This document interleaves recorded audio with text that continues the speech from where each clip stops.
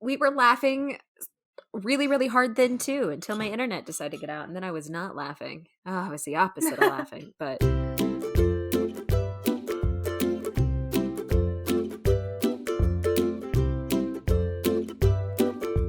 One would hope that our listeners are here to just listen to us jabber, but we do usually promise them a product, the product being a topic. That was the weirdest segue. But that's why I'm called the Master of Mediocrity. Woo! I love how even like the way that song developed was pretty mediocre. Look, I'm coming in bare minimum. Not really. I love all of you. Just slightly above bare minimum. We love you. So I'm your mom, like and you are... Lol. I'm your Lieutenant of Literature, Jessica. And whenever I hear things like, love you, bare minimum, I think, I'll see you around. Not if I see you first. Love you, bare minimum is such a frenemy thing to say. You're like, love you, bare minimum, bye. I don't know, like it just Sharpay feels like so... I never watched High School Musical, but I know who Sharpay is. But anyway, I am the Lieutenant of Literature, Jessica, and I'm very highbrow, thank you very much. Look at all my High School Musical references. Peak cultural reference right there. I need you to take me to school as the mom host. I need you to take you to school. We're talking about Marie Severin. Oh, I can't sing. I was trying. I'm so sorry, everybody. Doing a wonderful job. Okay. Thank you. Love you, bare minimum. Love you, bare minimum. Wow.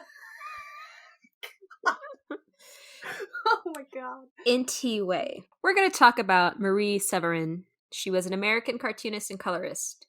She worked for Marvel and EC Comics, earning her a place in both the Will Eisner Comics and Harvey Awards Hall of Fame. She broke in as a colorist when her brother, working for EC Comics, needed the assistance.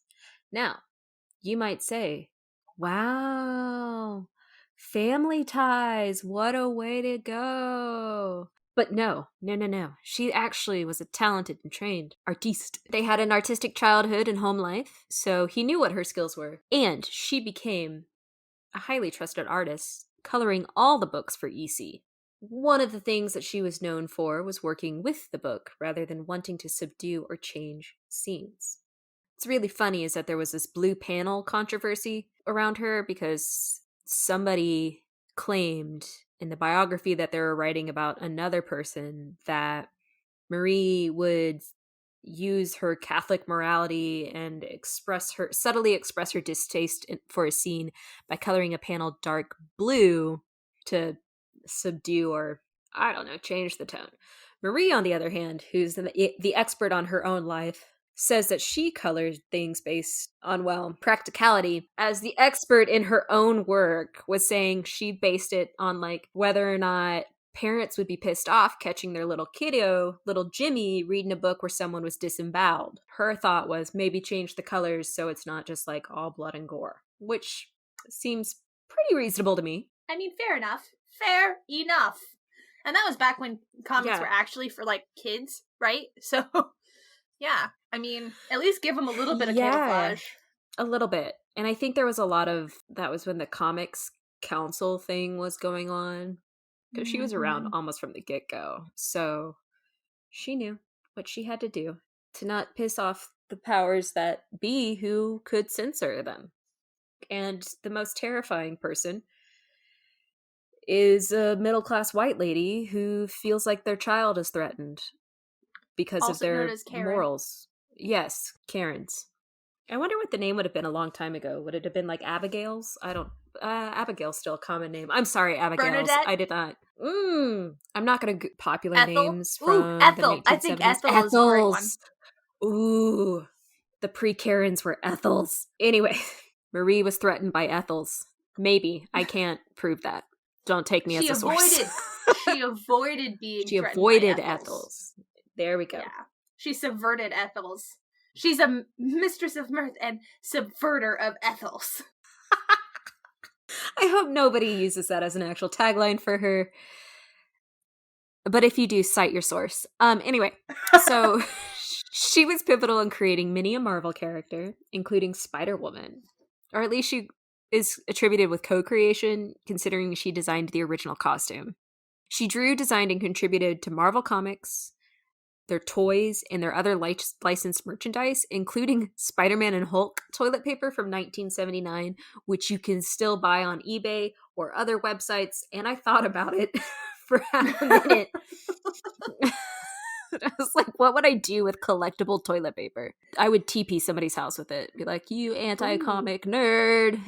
She was a pretty influential lady. She led as the head colorist until 1972 and eventually retired in the mid-aughts.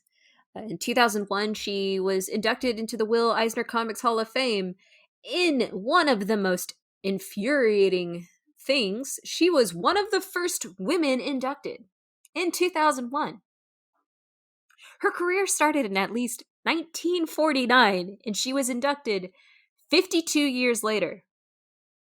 She did the line work for Jim Lee, for all these other people. She did all these colors for, like, the War comics or the Star Spangled or whatever. She co-created Spider-Woman. 2001. That's some shit. Which, now I just, like, had a moment where I realized that was 20 years ago, so... Just... Yeah. Also just... Yeah. I was like, no, that was, like, 5 years ago, and I was like, wait, Nope. The current Russian government is older than her life in the Comics Hall of Fame. So the 20th century didn't see any women in the Hall of Fame, but the 21st century did almost immediately. Which is the only good thing that's happened century, the woman's century. Century of women in comics. Wow. Before anybody judges us for our ridiculousness, Marie had the nickname Mirthful Marie. I really wish we had those kind of nicknames nowadays, but Erin doesn't really have like a good adjective that flows with it, so I don't really know what people would call me. Ooh, I was actually more scared people would call me Karen Erin. Ethel Erin. Ethel Erin is even better. Jovial Jessica. Yeah. Erudite Erin. Ethel Erin. Strike again. Dun dun dun. If anybody wants to draw that super comic, please cite your sources. So it's gonna be great. So she had a righteous sense of humor, and she loved drawing caricatures. She did sketches of some of the most well-known top artists in Marvel, and that was almost a rite of passage, getting a caricature from Marie. It's how you truly knew you were welcome, so would hate to be that person who didn't have a caricature in their cubicle. There is a book about her career, if you want to read it. It's simply titled Marie Severin, the Mirthful Mistress of Comics, which is just amazing. But she did die at the age of 89 from a stroke.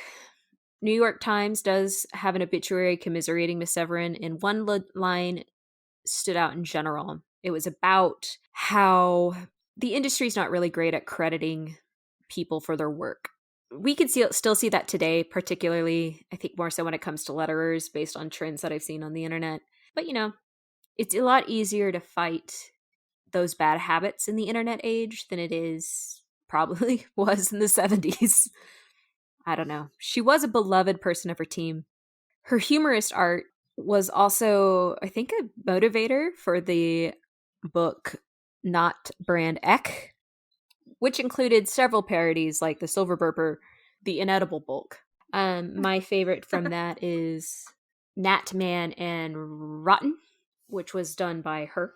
I also want to point out that that's the kind of satire I think we need to bring back to comic books, I remember when you were reading it, you were sending me screenshots and just completely dying of laughter. And you were like, it's all satire, it's amazing. And I was like, oh. And you were like, no, it's good satire. I was like, oh, okay.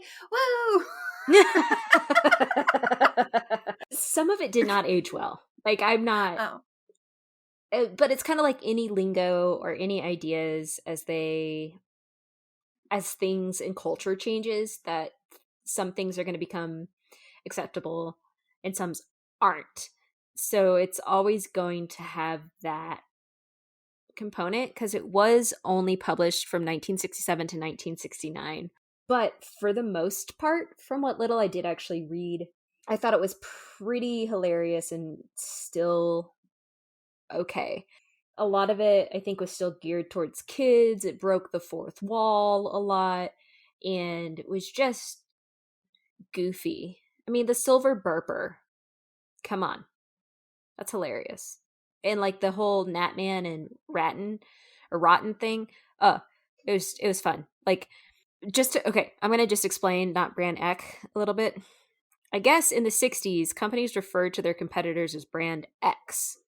And Marvel had affectionately dubbed its closest competitor, the publisher that who shall not be named in this episode, as Brand Ech in their bulletins or newsletters. That's spelled ECHH. Brand Ech led to some, I think, just like one-off comics, but then they decided to turn it into a trademark series called Not Brand Ech, which made fun of Marvel and its closest competitor. So the Natman and Rotten issue is actually called The Aging Peter Pooper versus Natman and Rotten, co-starring J. Jawbone Junkton. You may know Natman and Rotten from Defective Comics with such lovable cast members of Natboy, Natgirl, and Natcat. The designs are just pretty great, and it's a fun little satire story. But I think what I enjoyed about it the most is like J. Jawbone Junkton, much like his actual comic counterpart, was all like, Spidey needs to go, he's a vigilante. So he calls in Natman and he's like, what's up, Natman? Can you get rid of my problem? Spidey, the aging Peter Pooper. And Natman does a lot of gimmicks, like sold product placement kind of stuff, but gets Spidey out of town. So JJJ is all like, yeah, I did it. I won. Me. Junkton. Except when he's going through town, Natman and Rotten is getting chased by Penguin or Joker or Scarecrow.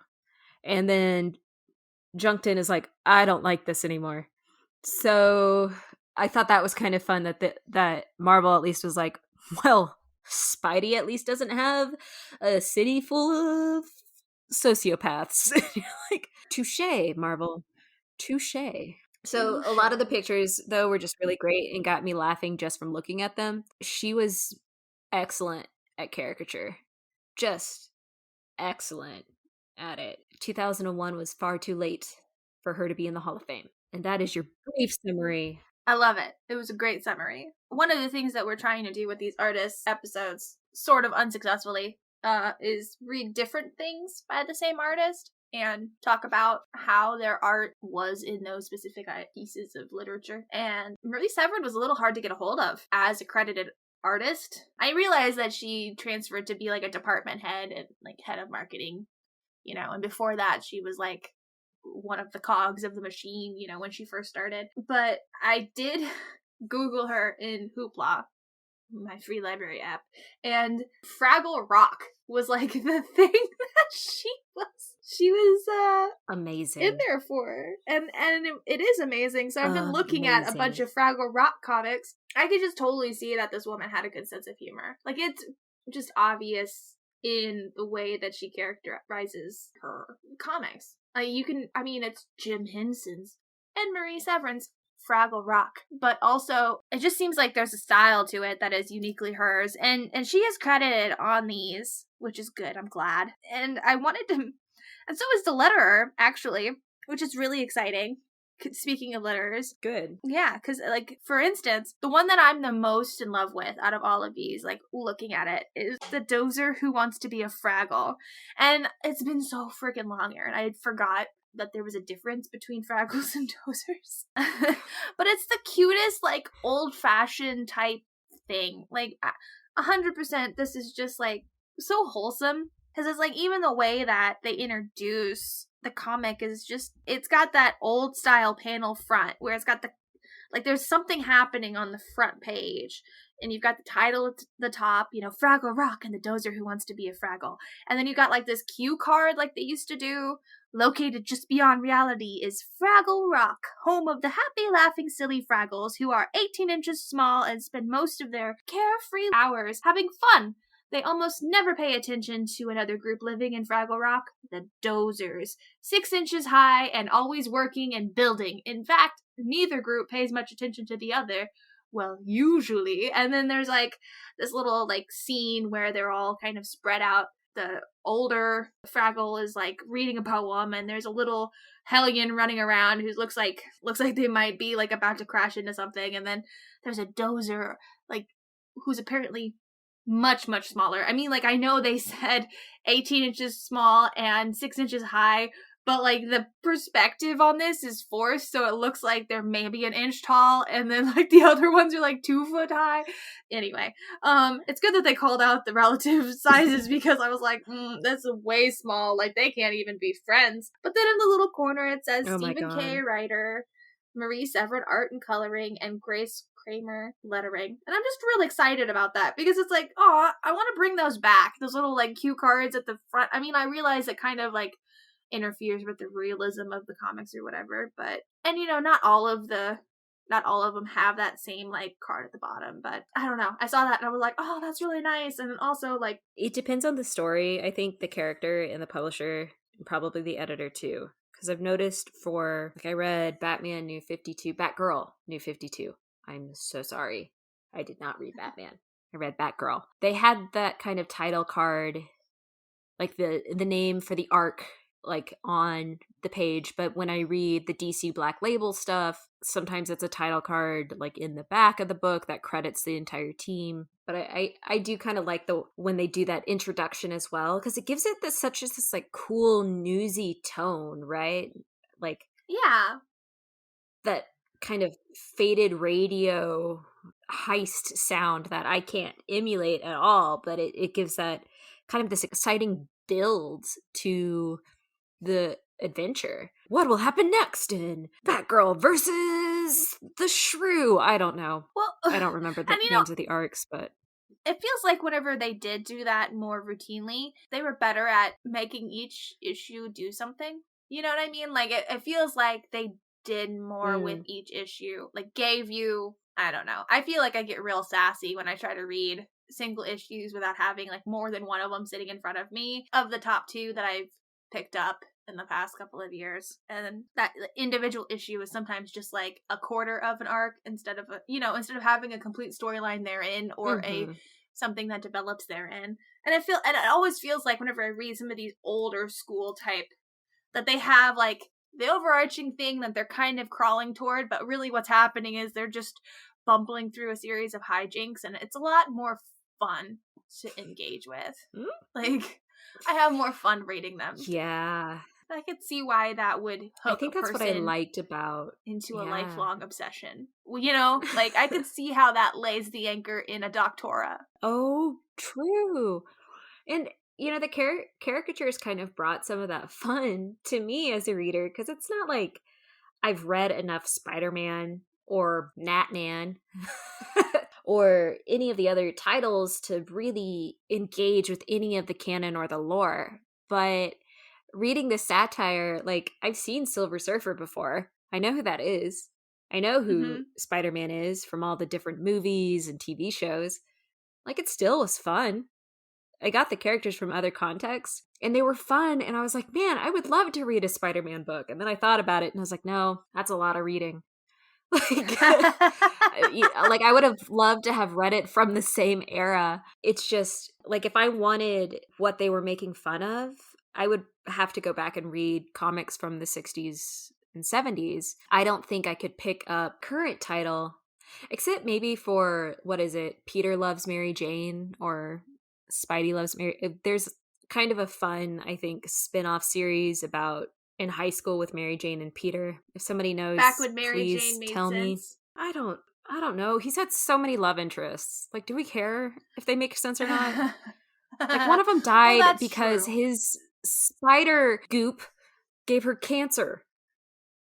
Like, well, Okay, so I don't know if I can say yes. jizz on this podcast. Like, okay. I mean,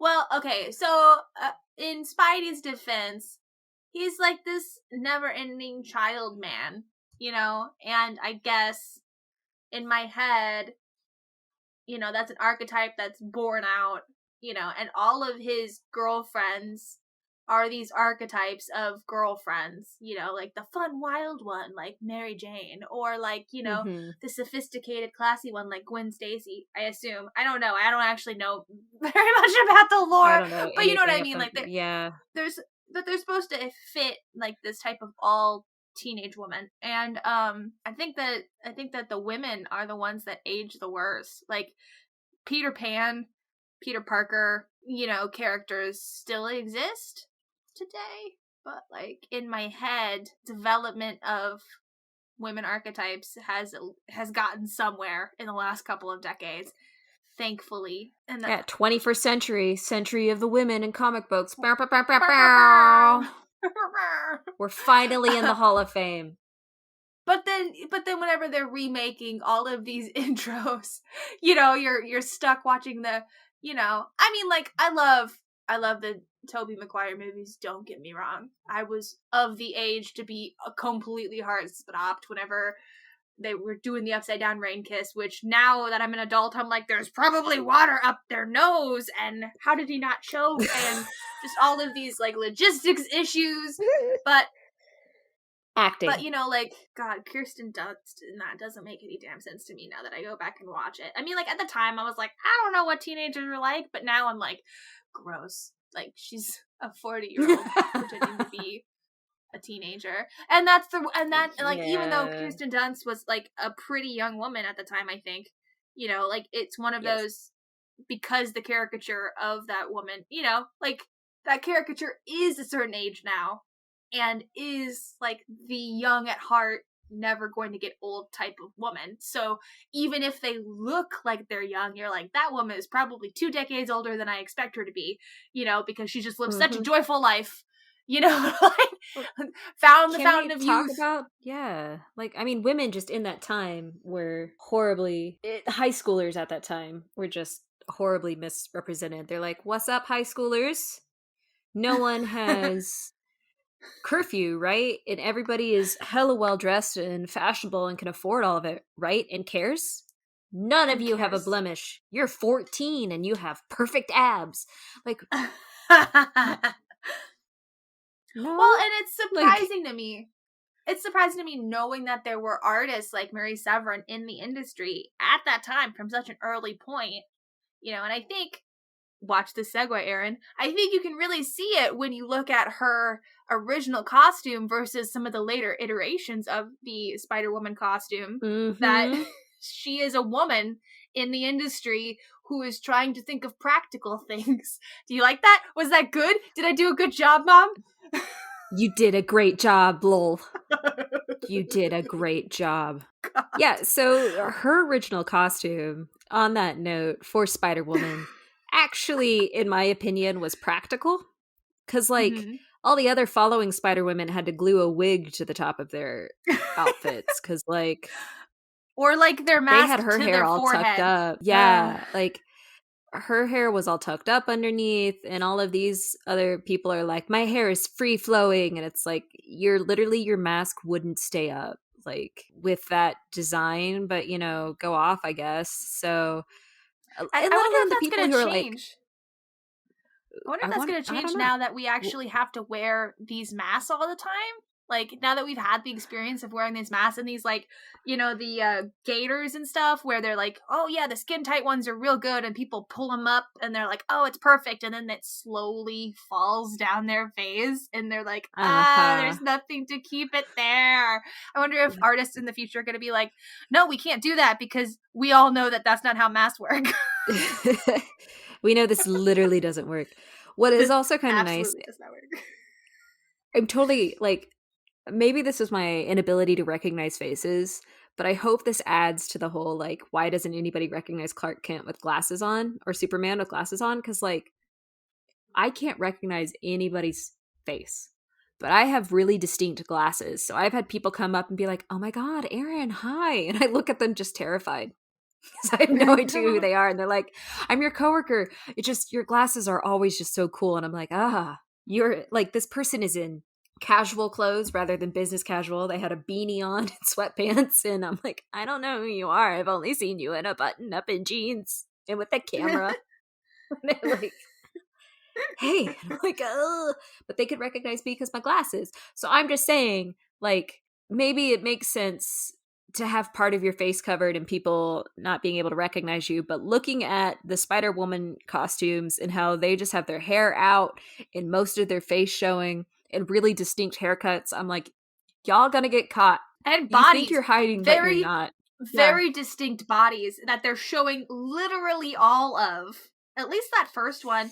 Okay, that first one is sort of a piece of its time. Like, I'm not going to give her too much credit for that. Like, you do see a little bit of definition in the leg, but it's the kind of definition you see on the male costumes. And I feel like as it evolves, it becomes more and more like a weird semi-skin. Like, like the latex actually exists below their skin, and they just shed their skin like lizards to reveal their spandex suits before they grow their skin back to go in, like, resume their. Do you think that's secret better identities. or worse than Superman just changing in a phone booth? Like, you just come along and you're like, "Oh fuck, there's a skin suit here," and then you see Spider-Woman and you're just like, "Ugh." So as someone who lives in the Midwest, where weather has been getting it's been going off a little bit, I can just tell you that I would be 100% okay with wearing a comfy spandex thing underneath my clothes to cut the wind. Like, he's probably comfy as fuck. He's probably like, yeah, the weather doesn't bother me. And everyone's like, "Oh, awesome. Like, yeah, you're just one of those guys that wears shorts in summer." And he's like, nay, I have layers on. You're like, haha. I figured out the secret. The secret. God, it was imagine like being in a full leotard, though, just all the time in the summer. Man, you got some stank crotch going on. I don't know why I said that. I am so sorry, world. Well, I'm just about to ask, why has nobody done... somebody needs to get on and do an homage to the Mistress of Mirth, because I refuse to call her Mirthful Myrtle. The Mistress of Mirth, long may she reign. Someone needs to do an homage to her with a new version of the whatever Ek. And what we need is, like, sponsors on all of the spandex. So, like, you better see a lot of Under Armour, like, logos. If these people are sourcing, like, open sourcing, you better see Under Armour everywhere. Like, yeah, no, I'm just in my running suit. I just want, like, Pepsi across the ass. Just give me the word Pepsi right across the ass. That's America's ass. It's America's ass. And it's like Captain America, like in like a little, maybe like Speedo, or not, like swimming trunks, very tight fit, and he's like looking over his shoulder, like a sexy woman poses, but he's got that athletic bubble butt, and it just says Pepsi, and he's holding the can. It's America's pop. Like, I love this. Cite sources if you use it. Cite your sources, people. God, yeah. So I'm just really sad because I wish that we knew more about these women pioneers. And I mean, like, people have already been mad about this stuff before, right? Like, people get mad about, like, what was it? Jack Kirby or something being written off of a lot of creator titles, or not given creator rights, or, like, artists get the bag anyway. But also, like, a lot of people do, yeah. But she did a lot of work that I think was really important. The colorist work. Like, letterers and colorers aren't given the credit that they need. And for her era, doing lines and doing colors, the technology was so different. Printing was so different. That, I mean, I don't know a lot about the technology side, but hell, maybe she actually pioneered techniques with it. I don't know what she did, or what comics originally borrowed from. I feel like so many comics artists and, like, authors, creators, it's such a cult of personality, and I feel like we really lose out on that established cult of personality. Like, there's the Stan Lees and and the Jack Kirbys and, the Michael Bays or whatever. I don't know. I just threw that one out there because it was on the tip of my tongue. But whoever wrote that one that they won't stop remaking about Watchmen, you know what I mean?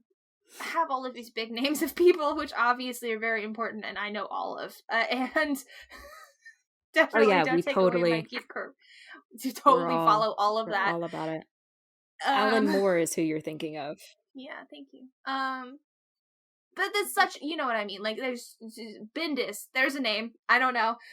These people that everyone's like, oh yeah, these people. And there's just not very many women in that group, and I feel like there's been a lack of evolution because of it.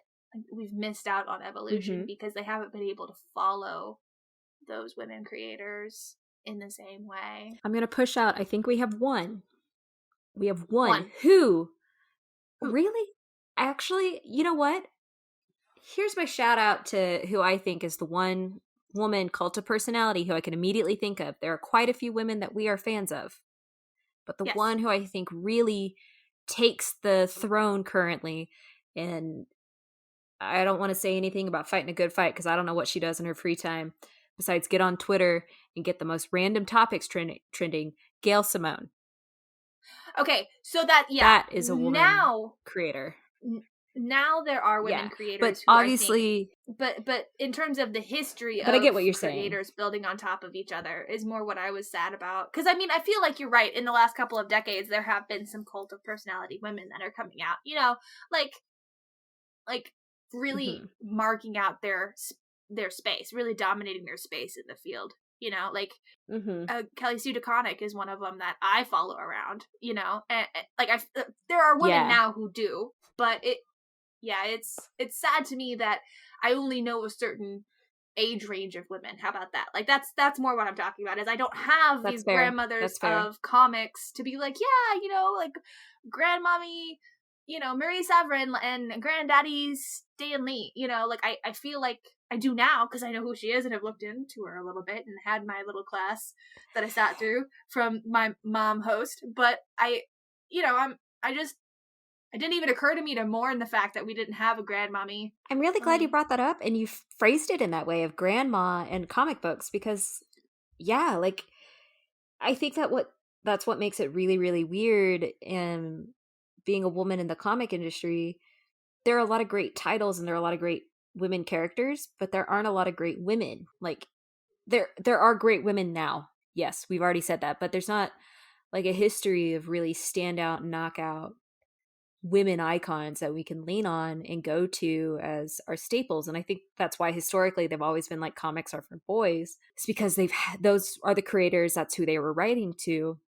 That's who they thought they were writing to, because women have always been reading comics in some capacity. But like that kind of talks about the burden that we have, in that we as consumers have to love the women creators who are doing phenomenal work strong enough and harder in order to get them that longevity. And then you add on LGBT creators, or you add on non-binary creators, or it's this BIPOC. It's this layer of like having to work harder and work longer to even get that recognition or that station. We are creating grandmothers of comic industry in the 21st century, because 21st century of women in comics. And we just have to work really, really so we got to work really hard to make sure that Gail is remembered, but then let's also bring Kelly Sue DeConnick, Alex DeCampi, why did I just forget everybody? Erica Henderson. Like, there are so many women out there who are working and doing really great. Freaking Carla Nappi, who I just talked with. We've got to get their names out and recognized and respected, and sometimes that's just going to be a little bit harder. Who does Nimona? But I think they are Noelle Stevenson. Noelle Stevenson, I think, uses they them. So, but really? That's another grouping of they use them now. Well, that's cool. I learn something new every day. Yeah. So it's just this layer of having to work harder so we can get that representation. Are we missing anything? I don't think so. I think we're just kind of missing an ending. And then... Which is the story of our grandmommy lives, is missing an ending. Woof, that self-edit went way too long. Woo! I can see us 20 years Day from now, in like, the life. You've graduated from the mom to the grandmom host. Oh shit, that would be awesome! I'm graduated to the lifelong lieutenant. Who no longer laughs because they're just so beat down with the world. The la. Gosh. I wonder how long we can keep this going. And, like, who will we become as time goes on? I feel like this does nothing but help me. Like, the longer I'm on this podcast, I feel like I've really developed myself as a person in positive I feel a lot ways. more confident when I go into situations. People try to look at me funny out in public, and I'm like, I record my voice and put it out anonymously on the internet. Go fuck yourself. Like, doing hot girl shit right now. Fuck off. I'm still intimidated by librarians, but, like, librarians are the ultimate hot girl shit. So I don't know how to protect you from them. That's true. Like end of life goal. They're usually hella nice, but, like, you have to get a master's for that. Did you know that? I know. I know you do. I mean, it makes sense, but it also blows my mind. I met some people who were like being like going in to be librarians in their like early 20s, and I was so respectful of that. I was like, God, you live your truth, you know? Like, I'm sitting here like, I don't know what I'm gonna do. Yeah. Maybe I'll teach English. Maybe I won't. Maybe I'll just go die in a factory, which is the choice that I decided, obviously, was the best one. But, Path of Least Resistance, let's go with that.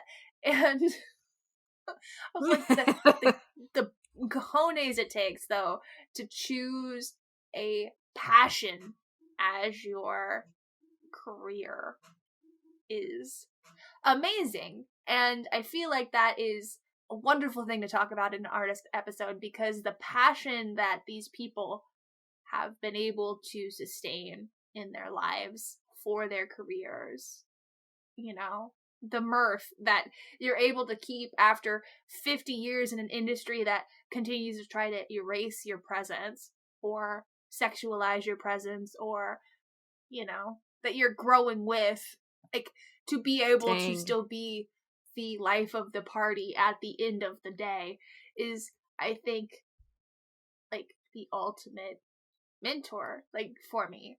I want to be good-natured and live my life in a happy way, which is why I still do this with you, because I feel like you bring me joy. Oh, oh no, did I break you? This is so awesome. A little bit. I love doing this too. Like, I'm just so glad I know you. I'm not very sentimental or good with words, but it's just so fun. I don't know. I'm just glad I get to message you and be like, listen to this shit. It's about comics and you get it. And it's like non-expected friendship blossomed, and I'm so happy. And I can't wait to see what else we do. Agreed. And if you, dear listener, can't wait to see what else we do, follow us on all of the things. We're on Twitter. We're on Facebook. Girls Talk Comics Podcast. You can Google us, and there we are. There we have always been. There we shall always be until the end of time. Amen. We have a link tree that Aaron is really good at sharing on the Twitter. So if you follow us on Twitter, you can find our link tree, and then you can see all of the things we have. Our YouTube, our Facebook, our Twitter, our Ko-fi. And you know, if you like us, that Ko-fi, that's the place to show us. Send us a note. I guess we also, through our hosting agent, have a contact card where you can send us real email, which is like the second best thing to actual snail mail. It is a pretty personalized, awesome thing that we will be so happy to read and would definitely talk about on the podcast if that's something that makes you excited. If you also want to be talked about on the podcast, please send us a note. Yeah. I got nothing to add to that. But thanks for joining us. Bye. Every time I thought that I got a handle on it, it just devolved rapidly under my, like, sand under my feet. And I was like, fuck, I sound like I'm 11 trying to explain my favorite sci-fi book about horses to my mom. And then there was a balloon. And there was a balloon. And the purple horses can fly. And her saddle was made by her great-grandmother who was magic. And you're like, what? I don't understand any of this. Yeah, it was... You're like, I'm here for the ride. Here for the ride. Let's go. Like, let's talk about incest. I feel... with childlike wonder. But they're like brothers and sisters, which is taboo for us, but not for them. Okay, Jess. Whatever. I mean, it's still gross, but there's precedent. That's all I was saying. Yeah, no. I really would like our outro zinger to be incest is still gross. There was just precedence. Like, I'll see what I can do. That's a thing you and I have now recorded saying, which I suppose is good that we're standing on that side of that battle, but like we're apologists. Take it out of context. We're incest apologists. And I don't know how to feel about that. Oh, anyway. No.